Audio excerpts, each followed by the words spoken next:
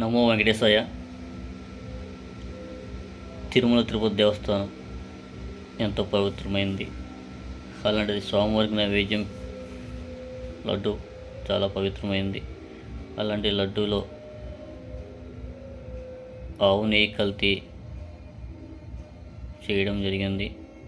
Lab report కూడా కల్తీ అయిందని చెప్పి రావడం చాలా బాధాకరం. గత ప్రభుత్వం చేసిన తప్పులకి మన హిందూ ధర్మం సిగ్గుపడుతుంది. ఇంతటి పాపానికి ఒడిగట్టిన ఎంతటి వారైనా సరే శిక్షార్హులు. తిరుపతి దేవస్థానం మాజీ ప్రధాన అర్చకులు రమణ దీక్షితులు గారు గత 5 సంవత్సరాల మట్టి ఈ ప్రభుత్వంతో పోరాడుతున్నారు.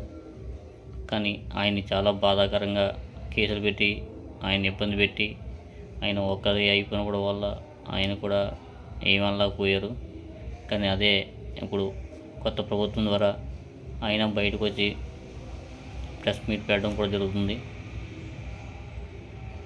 అలాంటి పెద్దలను కూడా ఇప్పుడు మీరు తీసుకుని తిరుమల దేవస్థానాన్ని పరిరక్షించాలి.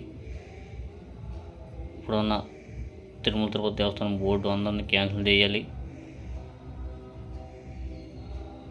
సనాతన ధర్మం చాలా ఆగమ శాస్త్రాలు తెలిసిన వాళ్ళు పెద్దలు ఉన్నారు. వాళ్ళు బోర్డు నెంబర్లు తీసుకోండి.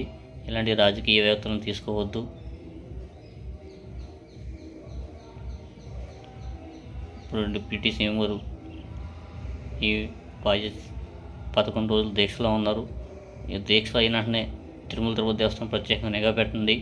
ఎందుకంటే సామాన్య మానవుడికి స్వామివారి దర్శనం చాలా దారుణంగా చేస్తున్నారు. దర్శనం కలగాలంటేనే చాలా ఇబ్బంది గురి చేస్తున్నారు. విఐపికి ఉన్న దర్శనం సామాన్య మానవుడికి దర్శనం దొరకడం లేదు. ఈ ప్రత్యేకంగా స్వామివారి దర్శనానికి సామాన్య మానవుడికి తక్కువ టైంలో దర్శనం అయ్యేలాగా చూడాలని నేను కోరుకుంటున్నాను. అలాగే డిప్యూటీ సీఎం గారికి పవన్ కళ్యాణ్ నేను ప్రత్యేకంగా ఒక లేఖ రాస్తాను. తిరుపతి దేవస్థానం చాలా గట్టిగా తీసుకురావాలి. ఎటువంటి